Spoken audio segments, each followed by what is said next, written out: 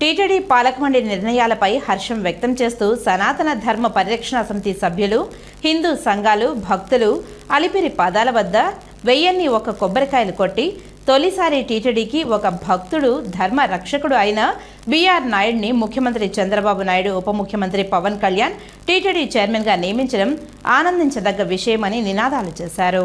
తిరుపతి అలిపిరి గరుడ విగ్రహం ముందు TTD chairman BR Naidu చిత్రపటానికి పుష్పాభిషేకం, పాలాభిషేకం చేశారు. తొలి సదస్సులోని బీఆర్ నాయుడు అన్య మతస్థులను తొలగిస్తామని, అలాగే అక్రమ కట్టడం, ఆయన విశాఖ శారద పీఠంను తొలగిస్తామని, అలిపిరి దగ్గరలో కడుతున్న తుడాలో అనుమతులు తీసుకోకుండా కడుతున్న ముంతాజ్ హోటల్స్, ఓబెరాయ్ 100 విల్లాలు కట్టకుండా తక్షణమే నిలిపివేయాలని తీర్మానం చేయడం అద్భుతమని సనాతన ధర్మ పరిరక్షణ సమితి అధ్యక్షులు చీనేపల్లి కిరణ్ కుమార్ అన్నారు. భక్తులకు, ధర్మానికి ఉపయోగపడే నిర్ణయాలు తీసుకోవడం హర్షించదగ్గ విషయమని బీఆర్ నాయుడు నిర్ణయాలు చరిత్రలో నిలిచిపోతాయని, గతంలో ఎవ్వరూ ఇలాంటి నిర్ణయాలు తీసుకోలేదని ఓంకార్ తిరుక్షేత్రాల రక్షణ సమితి అధ్యక్షులు అన్నారు.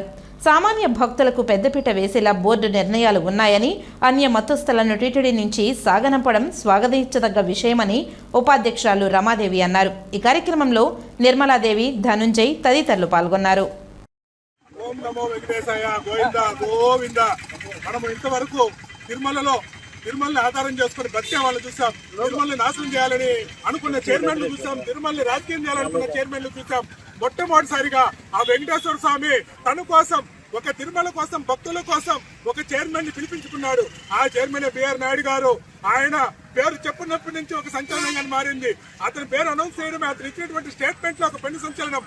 ఇంతవరకు దేశంలో, తిరుపతిలోనే కాదు, దేశంలో ఎవరు తీసుకొని ఇవ్వనటువంటి ఒక సంచలనాత్మక నిర్ణయం.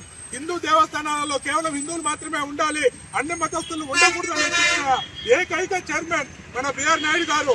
ఆ బీఆర్ నాయుడు గారికి నిండు నూరేళ్ల ఐశ్వర్యాలతో ఆయన ఆరోగ్యాలు ప్రసాదించి ఆయన్ని చైర్మన్ గానే ఆయన ఉన్నంత వరకు కొనసాగించే విధంగా ఆ ఏడుకొండల స్వామిని ప్రాధాన్యపడుతూ ఈ రోజు మేము హిందువులమైనటువంటి మేము ఎంతో ఉత్సాహంతో, సంబరాలతో ఆయనకు ధన్యవాదాలు చెప్పుకునేదానికి వచ్చాము.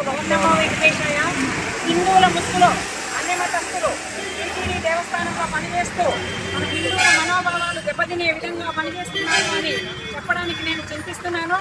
రెండోది, ఫస్ట్ విషయమే మన బీఆర్ నాయుడు గారు ఈ విషయాన్ని సీరియస్గా తీసుకున్నారు. మన దేశ పవిత్రతని, మన వెంకటేశ్వర స్వామి పవిత్రతను కాపాడేందుకు ఈ బీఆర్ నాయుడు గారు వచ్చారని నేను అనుకుంటున్నాను. ముంతాజ్ హోటల్ అనే దాన్ని వెంటనే మేము రద్దు చేస్తాము అని చెప్పడము, భక్తుల యొక్క మనోభావాలు దెబ్బతీయకుండా ఆయన తీసుకున్నటువంటి యాక్షన్కి మేమందరూ కృతజ్ఞతాభావంతో ఈ మీటింగ్ అరేంజ్ చేసి ఆయనకు కృతజ్ఞతలు చెప్తున్నాం.